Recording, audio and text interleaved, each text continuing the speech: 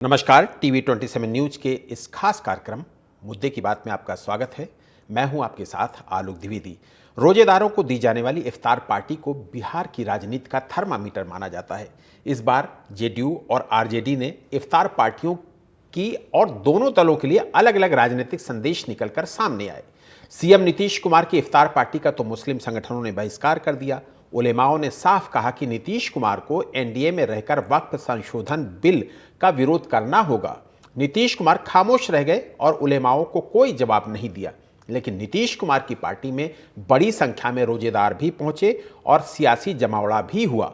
रही बात उलेमाओं के बायकाट वाले पत्र की, तो लोक जनशक्ति पार्टी रामविलास पासवान की राष्ट्रीय अध्यक्ष और केंद्रीय मंत्री चिराग पासवान ने कहा कि एनडीए सरकार ने मुसलमानों के लिए जितना काम किया है उतना ना तो आरजेडी ने किया है और ना ही किसी और पार्टी ने किया है।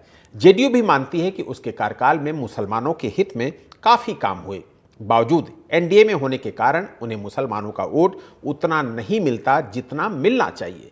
2020 में जेडीयू ने 11 मुस्लिम उम्मीदवार उतारे थे और सभी हार गए थे। उधर लालू यादव की इफ्तार पार्टी में महागठबंधन की दरार साफ दिखाई दी। ना तो कांग्रेस का कोई बड़ा नेता पहुंचा और ना ही वीआईपी चीफ मुकेश साहनी नजर आए। एनडीए से निकलकर ठिकाना तलाश रहे पूर्व केंद्रीय मंत्री पशुपति पारस जरूर दिखाई दिए। कांग्रेस की ओर से विधायक प्रतिमा दास, विजेंद्र चौधरी, एजाउल हक तो नजर आए, लेकिन ना तो बिहार कांग्रेस प्रभारी कृष्णा अल्लाबारू दिखे और ना ही कांग्रेस के प्रदेश अध्यक्ष राजेश कुमार ही नजर आए। लोग दबी जुबान में पूछने लगे हैं कि भैया गठबंधन में सब कुछ ठीक बा ना? बिहार की 17% मुस्लिम आबादी को वोट बैंक बनाने के लिए आरजेडी ने MY समीकरण बना लिया है। 14% यादव आबादी को जोड़ ले तो MY की कुल आबादी 31% हो जाती है। मुसलमान बीजेपी को तो वोट देने से रहे और अब तो वो जेडीयू से भी कट गए हैं। हालांकि जन सुराज के प्रशांत किशोर भी मुसलमानों को 40 सीट पर उतारने का वादा कर चुके हैं। AIMIM भी सीमांचल में अपनी धमक दिखा चुकी है। ऐसे में सवाल यह है कि क्या मुस्लिम वोटर ही इस बार निर्णायक भूमिका निभाने वाले हैं? क्या काम करने के बाद भी जेडीयू से मुस्लिमों की दूरी चिंताजनक नहीं है?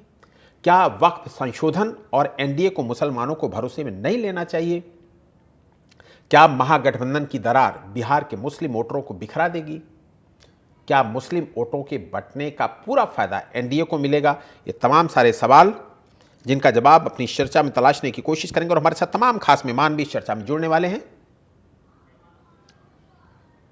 बिहार का चुनाव, बिहार का विधानसभा चुनाव जैसे जैसे नजदीक आता जा रहा है, वहां की सियासत गर्म होती जा रही, तेज होती जा रही है। और खास तौर पर चूंकि अभी रमजान का महीना चल रहा है, इसलिए इफ्तार पार्टियों का दौर चल रहा है और इफ्तार पार्टियों से तमाम सियासी समीकरण भी निकलकर बाहर आ रहे हैं।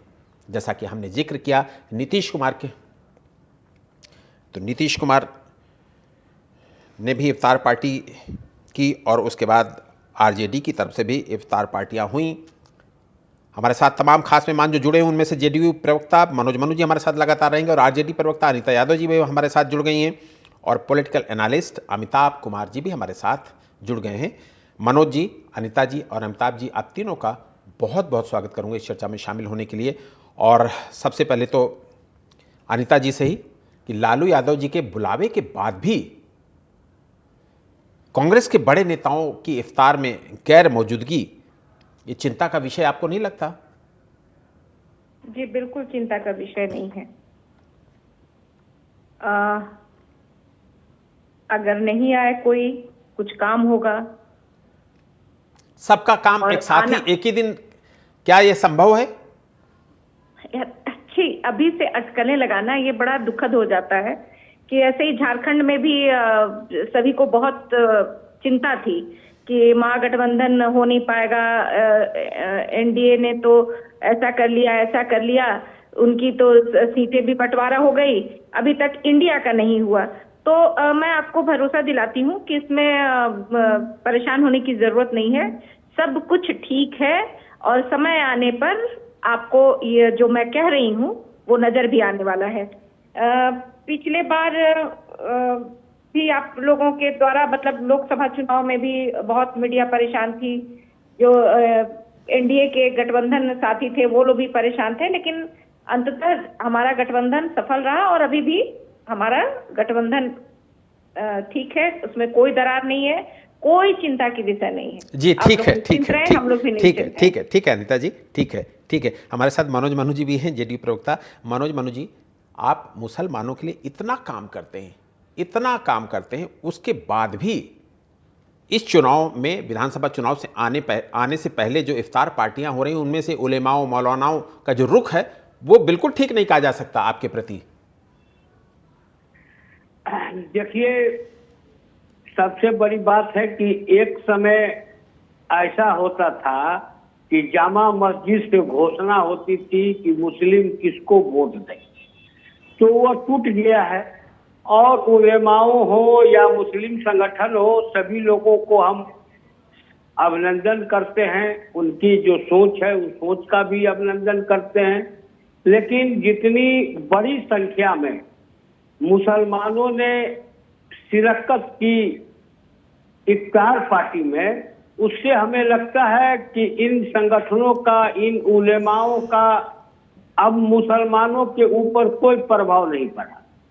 किसी को खुश करने के लिए, किसी के इशारे पर अगर कोई इस तरह की बयानबाजी अगर कोई धार्मिक संगठन करते हैं, तो वो समझ लीजिए कि वो बिहार की जनता के साथ, अपने कौम के साथ वादा खिलाफी करते हैं। मुख्यमंत्री जी ने इफ्तार पार्टी बुलाया तो ये तमाम उलेमा संगठन, जो कुछ तथाकथित लोग उसमें थे, उन लोगों ने घोषणा किया कि हम घोषणा भी किया एक दिन पहले कि हम लोग उसमें नहीं भाग लेंगे। लेकिन वही पहले से तय था कि 24 तारीख को चिराग पासवान जी इफ्तार पार्टी देंगे, तो कोई सामने नहीं आए, क्योंकि चिराग पासवान जी भी केंद्र में मंत्री है, इसी घटक दल में है। और जिस सवाल को उन्होंने उठाया था, उस सवाल में मुख्यमंत्री जी के साथ वो है। मुख्यमंत्री जी ने जो की पार्टी जनता दल यू जो उस पर स्टेप लिया है, उसी तरह का स्टेप चिराग पासवान जी की पार्टी ने भी लिया है। तो ये तो सर्वविदित है कि ये किसी व्यक्ति के इशारे पर इस तरह की कार्रवाई हुई। लेकिन अगर उलेमाओं और इन संगठनों के, धार्मिक संगठनों के हिसाब से अगर बात होता, तो कभी भी देश में बीजेपी की सरकार नहीं बनती। अंतिम तक जामा मस्जिद के बुखारी साहब बोलते रहते हैं कि कांग्रेस को वोट दीजिए, सपा को वोट दीजिए, लेकिन उसका कोई प्रभाव नहीं पड़ता है। ये अपना है। अब बिहार के मुसलमान खुद इस चीज को सोचें और इतनी बड़ी संख्या में आए, तो हमें तो लगता है कि इन उलेमाओं और मुस्लिम संगठनों को अपने फैसले पर विचार करना चाहिए। जी बिल्कुल ठीक है। हाँ, अमिताभ जी भी हमारे साथ हैं, बिहार की पॉलिटिक्स को बहुत अच्छी तरीके से समझते हैं। अमिताभ जी, नीतीश कुमार ही एनडीए का एक ऐसे व्यक्ति हैं जिनके साथ मुस्लिम वोटों की बड़ी हमदर्दी रहती है, और बिहार की पॉलिटिक्स में जो मुस्लिम वोट है नीतीश कुमार को काफ़ी पसंद करता है। लेकिन इधर जो नया सिनेरियो तय हुआ है, नया सिनेरियो जो निकल कर आ रहा है, और मुस्लिम नीतीश कुमार और जेडीयू से जो दूरी बना रहा है, उससे कहीं एनडीए को क्षति तो नहीं पहुंचेगी आने वाले विधानसभा चुनाव में? देखिए, मुस्लिम जेडीयू के साथ है और उसके साथ रहेगा, कोई बहुत अंतर नहीं आने वाला है। हालांकि भारतीय जनता पार्टी के साथ जाने की वजह से थोड़ा असर जरूर पड़ता है, लेकिन जेडीयू के साथ जो लोग हैं, नीतीश कुमार जब तक हैं, मुझे नहीं लगता है कि उनसे मुस्लिम वोट दूर जाने वाला है। हालांकि आने वाले चुनाव में अब नए समीकरण बनने जा रहे हैं। प्रशांत किशोर के आने से वहां मुझे लगता है कि उत्तर बिहार में खास करके कुछ अलग किस्म से मतदाता व्यवहार करेंगे, जिसको लेकर के अभी हमें लगता है कि बहुत ज्यादा हम उस पर कोई भविष्यवाणी नहीं कर सकते हैं, लेकिन फर्क जरूर पड़ेगा, ये साफ साफ दिख रहा है। और आपने देखा कि किस तरीके से कांग्रेस जो है वो अभी से जो है उसके लिए तैयारियां कर रही है। हो सकता है कांग्रेस इस बार ज्यादा सीटों के लिए और कोशिश करे, और प्रशांत किशोर भी कहीं ना कहीं जो है इन सब के बीच में कुछ नए ढंग से अपने को पेश कर सकते हैं। और हमने देखा कि किस तरीके से दिल्ली में कांग्रेस जो है आपके खिलाफ थी और राजद जो है वो कांग्रेस की बजाय आपको साथ देती नजर आ रही थी। जी। तो वो भी खटास कहीं कहीं पे है। कहीं ऐसा ना हो कि कांग्रेस जो है वो नए सिरे से प्रशांत किशोर के साथ जाने की सोचे। अगर वो बेहतर स्थिति में उसमें रहती है तो जी, बिल्कुल। समीकरण बदल जाएंगे। ये बिल्कुल एक अभी मैं अनुमान लगा रहा हूँ, उसमें कुछ कहा नहीं जा सकता है। जी, लेकिन जी। जिस तरीके से कांग्रेस जो है राजद पे दबाव बनाने की कोशिश कर रही है वो यही कहानी कहती है। जी बिल्कुल, ठीक है, बहुत इंपॉर्टेंट बात कही है। अनीता जी, अमिताभ जी के वक्तव्य से कई सारे सवाल निकले हैं और मुझे लगता है कि पहले तो मैं सवाल बता दूं कौन कौन से सवाल निकले। एक तो उन्होंने ये कहा कि मुस्लिम जो नीतीश कुमार के साथ पहले रहे हैं वो आज भी उनके साथ ही हैं, एक तो ये सवाल आपके लिए। दूसरा, उन्होंने ये कहा कि कांग्रेस कुछ इस बार ज्यादा सीटें मांगने की कोशिश कर सकती है, ज्यादा सीटें मांग सकती है इस महागठबंधन में। दूसरा सवाल ये आपके लिए हो गया है। तीसरा सवाल जो उन्होंने कहा कि कांग्रेस छिटक कर जन स्वराज पार्टी के साथ यानी कि प्रशांत किशोर के साथ भी अपना अलायंस बना सकती है। इन तीनों का मैं संक्षिप्त में जवाब आपसे चाहूंगा। ऐसा है कि कौन क्या कर सकता है, कौन क्या करेगा, कौन क्या नहीं करेगा, ये तो भविष्य की बातें मैं नहीं बता सकती। और जहां तक राष्ट्रीय जनता दल की बात है, ना हम हिंदू की बात करते हैं, ना मुस्लिम की बात करते हैं, ना हम अगड़ों की बात करते हैं, ना पिछड़ों की बात करते हैं। हम बात करते हैं न्याय की, समानता की। जिनका हक है जातीय जनगणना हो, उनके अनुसार उनका काम हो। हम जनता के बीच रहते हैं, तो चाहे वो मुस्लिम जनता हो, चाहे हिंदू जनता हो, चाहे वो किसी अन्य जाति या धर्म से हो। जिन अभी भूख की, रोटी की, बेरोजगारी की, भ्रष्टाचार की, हत्या, लूट मार मचा हुआ बिहार में, इसको छोड़ करके हम ये समीकरण पे काम नहीं करते। चुनाव तो समीकरण से ही चलता है अनीता जी, चुनाव तो समीकरण से ही चलता है। जरूरत नहीं है, हम सीधे जनता के पास जाएंगे। हाँ, इतना जरूर है कि जातीय जनगणना के आधार पे हमारे यहाँ टिकट दिया जाएगा। टिकट देने में भी आरक्षण पिछले बार भी तेजस्वी जी किए थे, इस बार भी आरक्षण मिलेगा, जिसमें पिछड़ों को, दलितों को, आदिवासियों को, अल्पसंख्यकों को पूरा जगह मिलेगा, पूरा अवसर मिलेगा। हम लोग किसी को ऐसा नहीं कि किसी के साथ बेईमानी हो, समाज के हर तबके को न्याय मिले, इस पर जरूर ध्यान दिया जाएगा।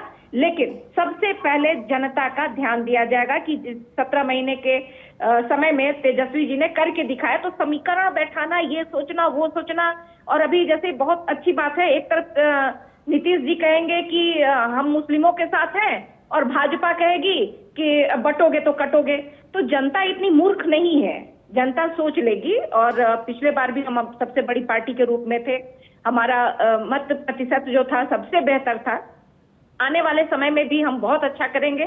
और क्या होगा, नहीं होगा, किसके साथ क्या कैसा गठबंधन करना है, किसको कितनी सीटें मिलेंगी, ये हमारे राष्ट्रीय अध्यक्ष तय करेंगे, मैं नहीं। जी, ठीक, लेकिन मैं जदयू के प्रवक्ता को जवाब देना चाहती हूँ। पिछले बार क्योंकि मुझे समय नहीं मिला, उन्होंने कहा था कि लालू जी ने कौन से विश्वविद्यालय स्थापना किए, तो मैं अभी जवाब देने का समय मैं दे दूं। जयप्रकाश विश्वविद्यालय छपरा 1990, BN मंडल विश्वविद्यालय मधेपुरा 1992, वीर कुंवर सिंह विश्वविद्यालय आरा 1992, मौलाना मजहरुल हक अरबी फारसी विश्वविद्यालय पटना 1990। 2 विश्वविद्यालय जब बिहार संयुक्त रूप में था, जो अब झारखंड में चलाया, हजारीबाग में विनोबा भावे विश्वविद्यालय 1992, सिद्धो कानो मुर्मू विश्वविद्यालय दुमका 1992। ये लालू जी की देन है, जिन्होंने कहा कि जंगल राज, हाँ जंगल राज इसीलिए है क्योंकि लालू जी गरीबों को, बेरोजगारों को, दलितों को, आदिवासियों को, अल्पसंख्यकों को बहुत राहत दिया उनके शासनकाल में।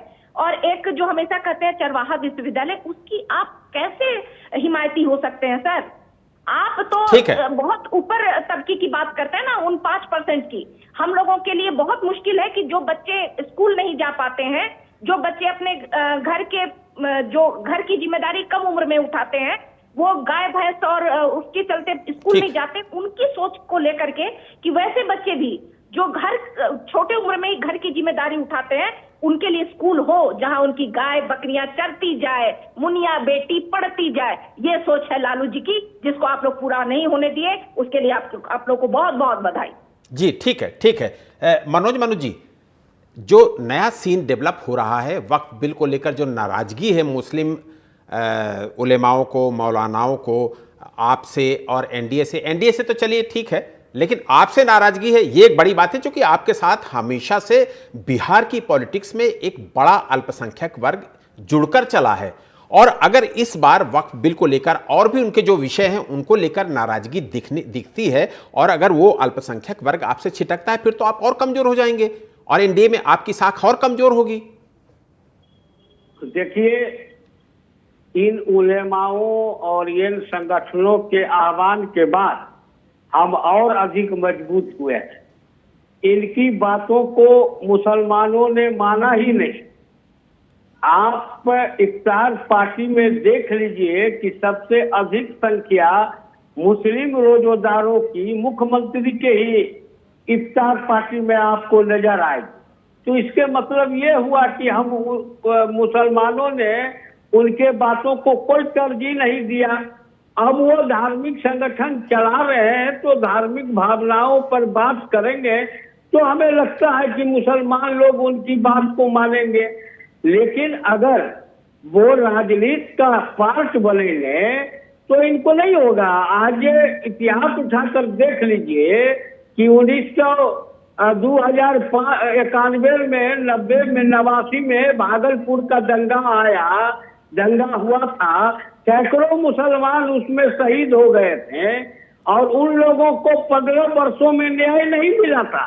15 वर्षों के शासन काल में कोई नहीं न्याय मिला था और उसके जो अपराधी थे, मेन अपराधी थे, उनको सोनपुर मेला में तत्कालीन मुख्यमंत्री लालू प्रसाद यादव जी ने सम्मानित करने का काम किया था और सारे फाइलों को बंद कर दिया गया था। इस चीज को बिहार के मुसलमान अच्छी तरह से जानते हैं। जब 2005 में हमारी संख्या बनी तो हम लोगों ने जस्टिस NN सिंह आयोग का गठन किया था और आयोग के रिपोर्ट के मुताबिक आज उससे जो लोग क्षति के शिकार हुए उनको पेंशन की राशि भी मिल रही है और जो जितने फाइलों को बंद कर दिया गया था सबको खुलवा के और जिस मेन अभियुक्त को लालू जी ने सम्मानित करने का काम किया था उनको हमने सजा दिलाने का काम किया था। ये बिहार के मुसलमान जानते हैं। चुनाव का मौसम है, आने दीजिए चुनाव के टाइम में बिहार के मुसलमान किसके साथ है ये समय बताए। बिल्कुल ठीक है अमिताभ जी, उलेमाओं मौलानाओं के फतवे का कोई असर नहीं होगा ऐसा मानना है जेडीयू का, और मनोज जी की बात आपने सुनी ली है। आपको लगता है कि ये संभव हो पाएगा कि उलेमा मौलाना ये कह रहे हैं कि नीतीश जी से हमारी नाराजगी है, जेडीयू से हमारी नाराजगी है वक्फ बिल को लेकर, और उनका असर नीचे अल्पसंख्यक वर्ग के मतों में ना दिखे? देखिए, अगर ये लोग ये समझा पाने में कामयाब होंगे कि भाई वक्फ बिल में जो वक्फ के अंदर खुराफाते हो रही थी, भ्रष्टाचार हो रहा था, उनको रोकने के लिए वक्फ बिल में संशोधन किया जा रहा है, ये बात अगर आम मुसलमान तक पहुंचता है, पसमानदा मुसलमान तक पहुंचता है, तो निश्चित रूप से इनको कुछ लाभ होगा। लेकिन अगर ये बात ये नहीं समझा पाए तो जो भ्रम फैलाने की कोशिश की जा रही है कि वक्फ बिल में संशोधन का मतलब सारे मुसलमानों के अधिकार छीन लिए जाएंगे, सारी कब्रें छीन ली जाएंगी और इस तरह की बातें जो फैलाई जा रही हैं, अगर उसको ये लोग काउंटर नहीं करेंगे तो निश्चित रूप से फर्क पड़ेगा। क्योंकि देखिए, ये बात इनको समझनी चाहिए कि कहीं ना कहीं जो खास करके मुसलमान वर्ग का मतदाता है वो कहीं ना कहीं अपनी उलेमाओं और मौलानाओं से प्रभावित रहता है। 1-8% होता है जो अपने हिसाब से वोट कर रहा है, वो एकजुट वोट पड़ते हैं। इसीलिए आप देखिए कि सारी पार्टियां उनके साथ जुड़ने के लिए हर चंद कोशिश करती हैं, चाहे वो राजद हो चाहे कांग्रेस हो, ये सब कोशिश करती हैं।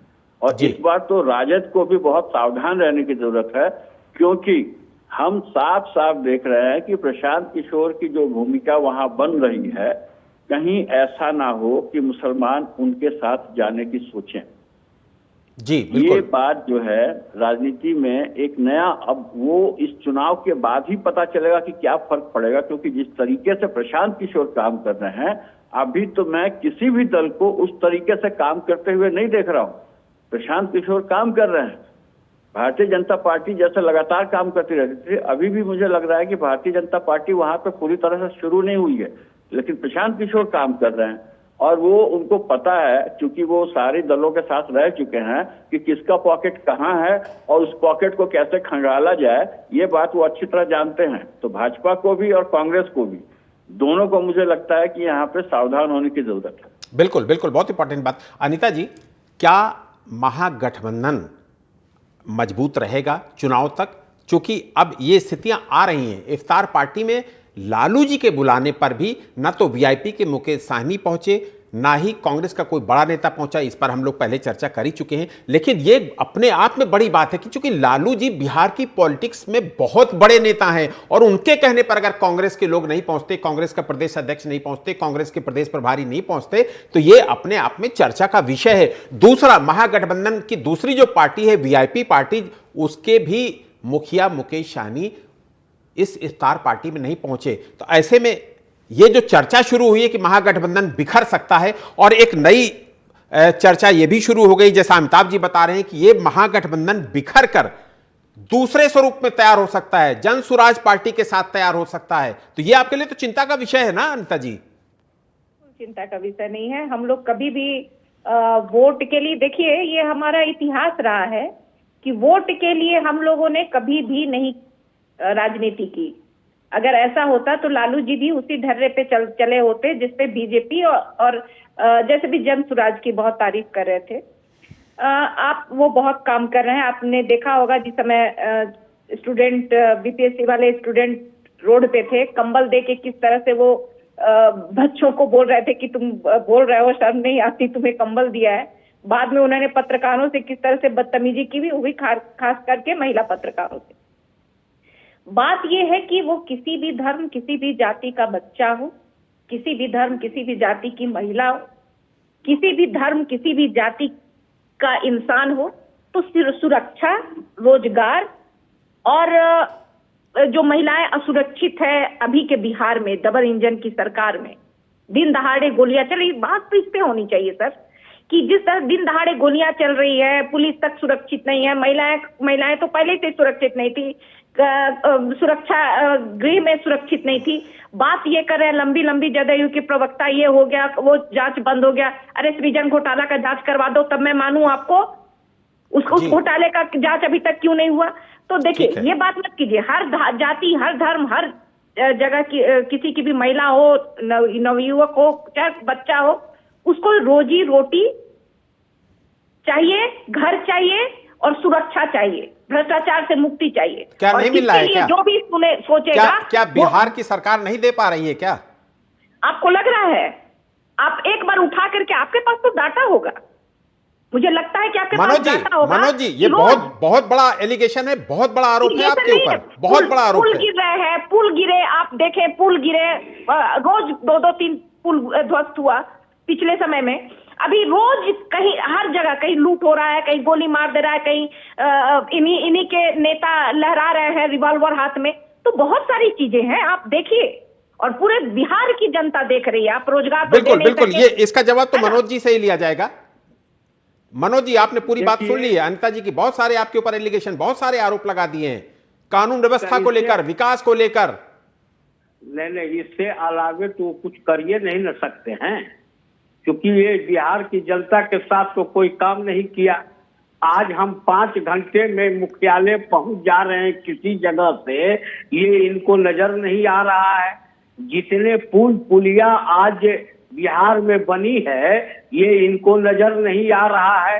कितने मेट्रो अब अंतिम गति पर आ गया है, ये इनको नजर नहीं आ रहा है। और अपराध की बात करते हैं तो इन्हीं के शासन काल में जो मुखिया हुआ करते थे, क्योंकि मुखिया जो इनके थे, लालू जी के साले, राबड़ी जी के भाई, उन्होंने ही बयान दिया है। और हम कहाँ बयान देते हैं, हम कहाँ बोलते हैं? यहाँ तो प्रेस मीडिया ही बोल रही है कि उस समय मुख्यमंत्री के आवास से इसका डील होता है। आज कोई बता दे कि मुख्यमंत्री के आवास में कोई अपराधी क्या आज तक कोई बैठा है? आज कोई घटना घटा हो, उसके अपराधी नहीं गिरफ्तार हुए हो, ये कोई बता दे।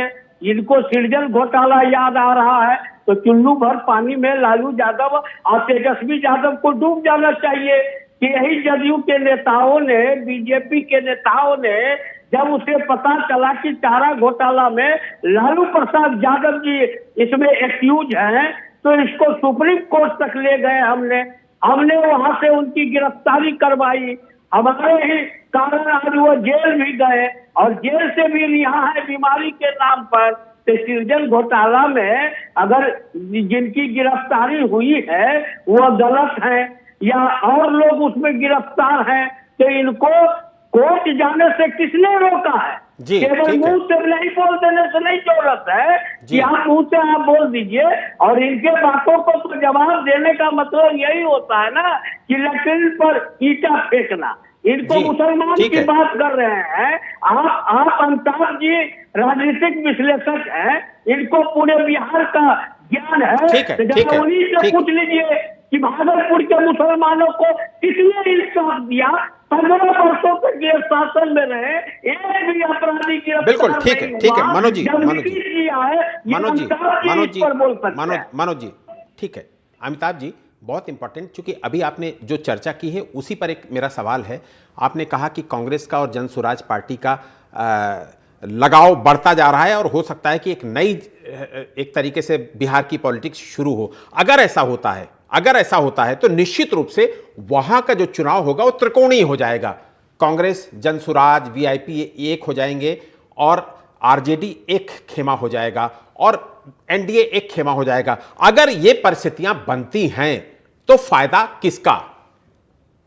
एनडीए का सीधा फायदा। एनडीए चाहेगा भी कि ऐसी स्थितियां पड़े, और क्योंकि देखिए वोट बैंक का जो पॉकेट है उसमें जो लड़ाई होगी तो राजद और कांग्रेस और जन स्वराज ये सारे एक ही पॉकेट के लिए लड़ रहे हैं। जो वोट बैंक राजद का है वही वोट बैंक कांग्रेस का है, वही वोट बैंक जो है उसको हासिल करने की कोशिश जन स्वराज कर रहा है और ये बहुत पॉसिबल है। देखिए राजनीति में इस तरह की चीजें जो होती हैं ना कि आपने इनवाइट किया और मैं नहीं गया, तो ये बाकायदा संदेश होता है, ये बता रहा होता है कि आने वाले दिनों में इन दोनों के बीच कैसे संबंध रहने वाले हैं। आप उसको नकारिए, कुछ भी करिए, ये अलग बात है। बाकी राजद की जो प्रवक्ता हैं जिस ढंग से वो बता रही हैं कि जाति नहीं देखते और धर्म नहीं देखते, भाई जाति और धर्म ही सब कुछ देख रहे हैं आप, लगातार आपने किया हुआ है। ठीक है, वक्त हमें इतने की इजाजत देता है। अमिताभ जी आपका शुक्रिया करूंगा, अनिता जी आपका भी बहुत बहुत शुक्रिया करूंगा और मनोज जी आपका भी बहुत बहुत शुक्रिया करूंगा। 2015 के विधानसभा चुनाव में बिहार की कुल 243 सीटों में से 24 मुस्लिम विधायक जीत कर आए थे। इनमें से 11 उम्मीदवार आरजेडी से, 6 कांग्रेस से, 5 जेडीयू से और 1 बीजेपी से और 1 उम्मीदवार ने सीपीआई एमएल से जीत दर्ज की थी। बीजेपी ने 2 मुस्लिम कैंडिडेट्स को उतारा था, जिनमें से एक ने जीत दर्ज की थी। 2020 के विधानसभा चुनाव में 19 मुस्लिम विधायक चुनकर आए, जो 2015 के चुनाव से कम हो गए थे। 2020 के विधानसभा चुनाव में ओवैसी ने महत्वपूर्ण जीत हासिल की, उनकी पार्टी ने 5 सीटें जीती थीं। वहीं अगर अन्य पार्टियों से जीते मुस्लिम उम्मीदवारों की बात करें तो आरजेडी से 8, कांग्रेस से 4 और भारतीय कम्युनिस्ट पार्टी माले से 1 और बीएसपी से 1 मुस्लिम उम्मीदवार ने जीत दर्ज की थी। मुद्दे की बात पे आज इतना ही। देश और दुनिया की तमाम बड़ी खबरों के लिए आप बने रहिए TV 27 न्यूज़ के साथ। नमस्कार।